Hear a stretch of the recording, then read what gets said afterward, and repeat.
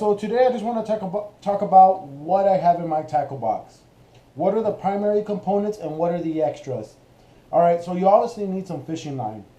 That's one of the top ones. You want to make sure you have fishing line that you can fill up your rod if, just in case of bird's nest, if you use bait casters, or say you get snagged on a log out in the water and you lose half your line.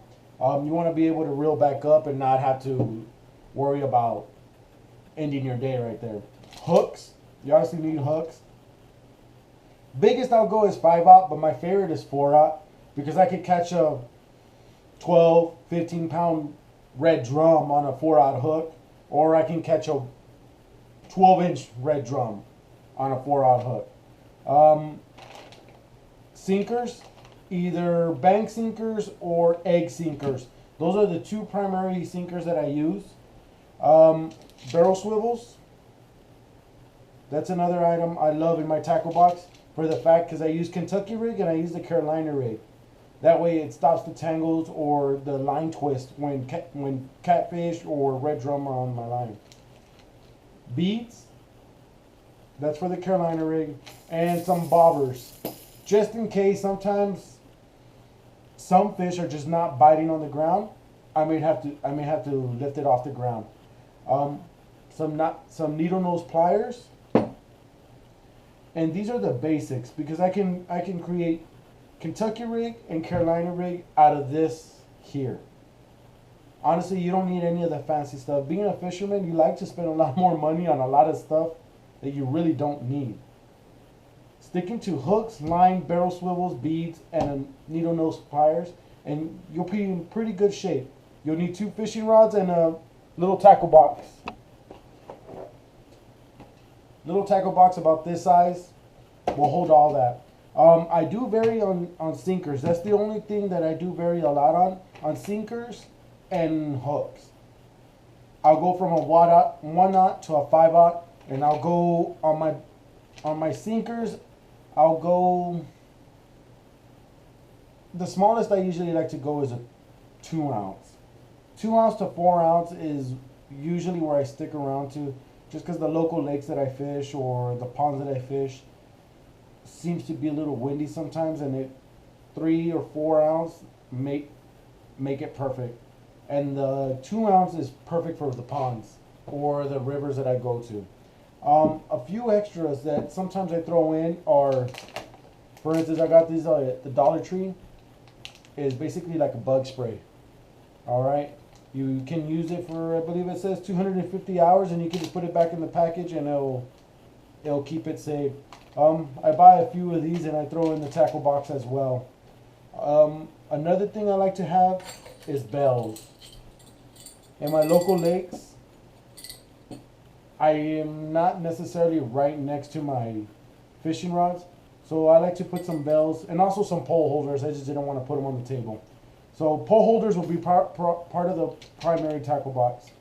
Bells, I can't live without. I've tried everything. I've tried the ones that beep. I've done the ones that do an alarm when the line is pulled. I just had more success on the bell. I'll save money. You can get 2 for probably like $1.50 or so. So yeah, I stick to that. I also get me a tape measure.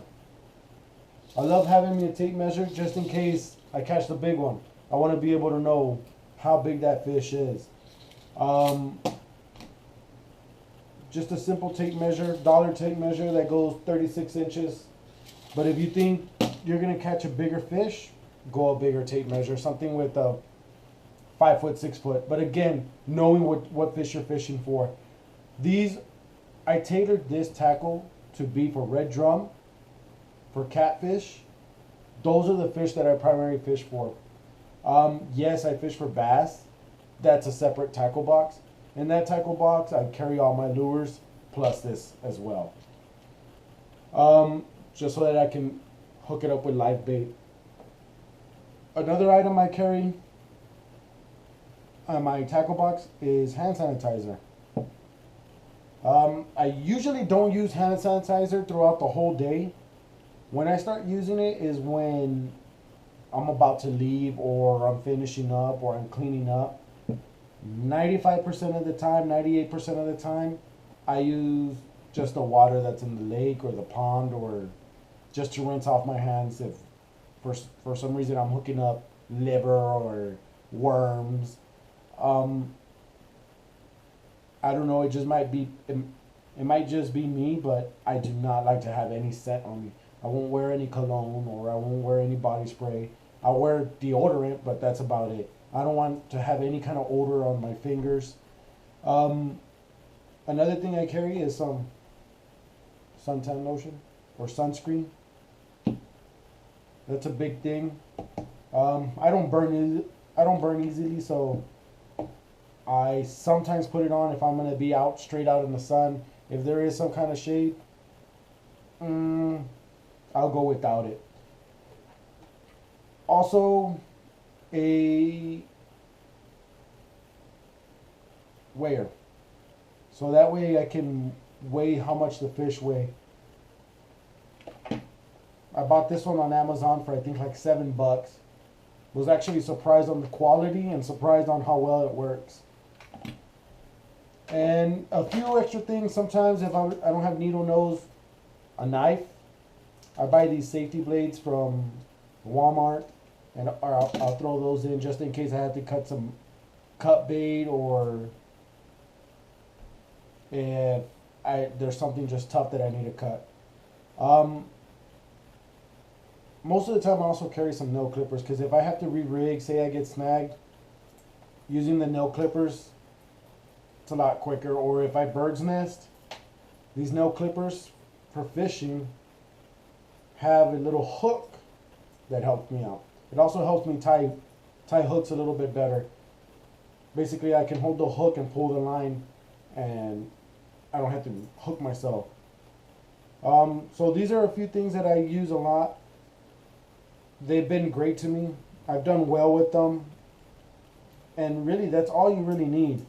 Um, One other thing I do carry is a booklet with a pen. Um, I always have my cell phone, so if I catch a fish, I take a picture.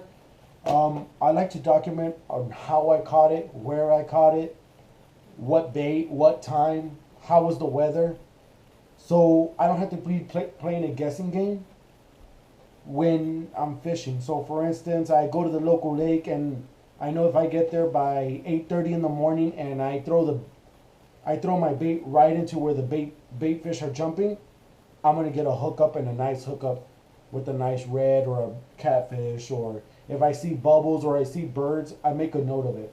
Or did the weather change? Was it drizzling? Those are things that I look for, so that way I can make sure I document it.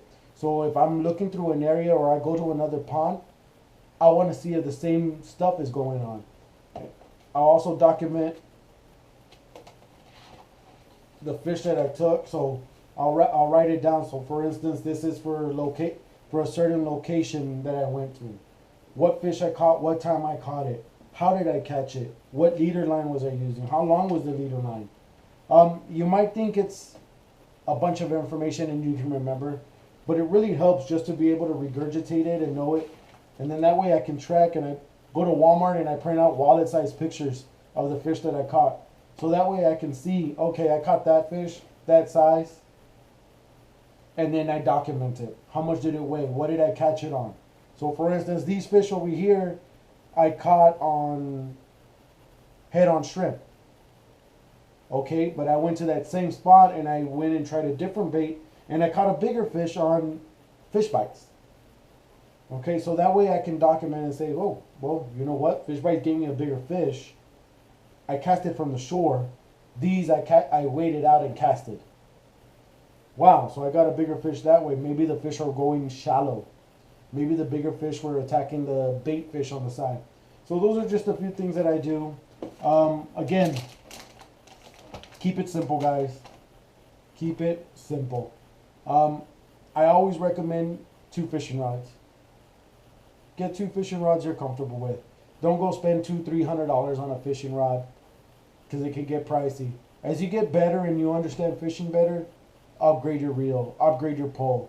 I'm a big fan of ugly stick, and I've become a big fan of pen reels. Um, and I also use a lot of braided line and monofilament. Um, if you're starting off, go mono. Um, Once you get used to braid, you'll understand it.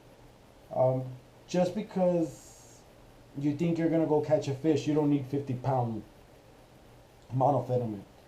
You can use 10-pound and catch a 20-pound fish. It's all about how you set the drag. All right, that's about it, guys. If you have any questions, let me know.